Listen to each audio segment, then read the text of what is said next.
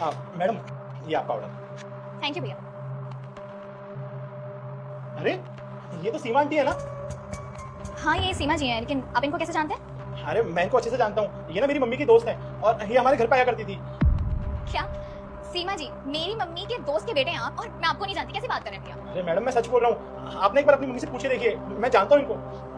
Mummy ये security guard कह रहा है कि ये आपको जानता है, और आप भी इसको जानते हो आप इसे? नहीं नहीं, मैं किसी सिक्योरिटी गार्ड को नहीं जानती। अरे आंटी जी, आपने मुझे पहचाना नहीं? मैं रवि, शकुंतला देवी का बेटा। आप हमारे घर पे आया करती थी सेक्टर 26। रवि, मेरी फ्रेंड शकुंतला के बेटे। हाँ हाँ, मैं तुम्हें जानती हूँ। आओ ना बेटा, अंदर आओ। देखा, मैंने कहा था ना जानती है आपकी मम्मी। आया आंटी।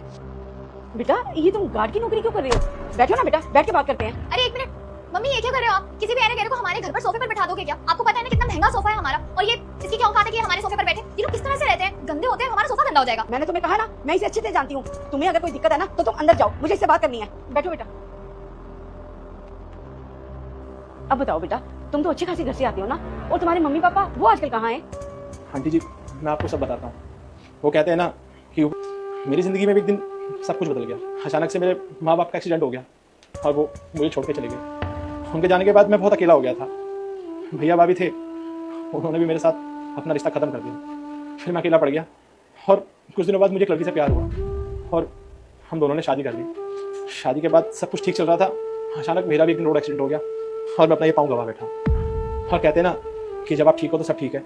जैसे ही मैं अपाइज हुआ, मेरी बीवी मुझसे रोज़ लड़ने लगी, मेरा मजाक उड़ाने लगी, और एक दिन उसने मुझे धमकी दी कि मैं तुम्हें डाइवोर्स दूंगी, और कुछ दिनों बाद उसने मुझे डाइवोर्स भी दे दिया और मेरी प्रॉपर्टी का सारा हिस्सा मुझसे लेके चली गई। मेरे पास कुछ नहीं बचा। मैं रोडों पे धक्के खाने लगा, छोटी मोटी नौकरी करने लगा। जैसे तैसे करके मुझे ये गार्ड की नौकरी मिली। बस अब इसी से मैं अपनी ज़िंदगी को चला रहा हूँ और इसमें मैं खुश हूँ। बहुत दुख हुआ बेटा ये सब सुन के। वो तो तुम्हारी शक्ल ही बता रही है कि तुम कैसे अपना घर चला रहे हो, कितने परेशान हो तुम। बेटा ये सब तुम छोड़ो, कम से कम तुम मुझे तो बता देते, एक फोन तो करते मुझे। मैं तो तुम्हारी मम्मी की दोस्त थी ना। जब मेरे भैया भाभी, मेरे अपनों ने मेरा साथ नहीं दिया तो मैं दूसरों से क्या ही उम्मीद रखता। इसलिए मैंने किसी को फ़ोन नहीं करा और इसी ज़िंदगी को अपना लिया। अरे बेटा तुमने मुझे इतना बुरा है समझा। मेरी अपनी बहुत बड़ी कंपनी है, तुम वहाँ काम कर सकते हो। मम्मी एक मिनट रुक जाओ। ठीक है मैं मानती हूँ कि आप इसे जानते हैं। आगे वीडियो देखने से पहले बेटा मुझे इग्नोर मत करना, तेरी माँ और पापा की उम्र बढ़ जाएगी। बस इस भले व्यक्ति की वीडियो को लाइक करके चैनल को सब्सक्राइब कर दें और जाते जाते कमेंट में है बजरंगबली लिख दें। ये आपकी फ्रेंड का दोस्त है, तो इसका मतलब ये नहीं कि आप इतनी बड़ी कंपनी में ये नौकरी के लिए डिजर्व करता है। तो फिर इस लड़की की माँ बोली तुम यहाँ से चुपचाप चली जाओ। फिर इस लड़की की माँ बोलती है अपने फ्रेंड के लड़के से, बोलती तुम मेरे बेटा की तरह हो, कल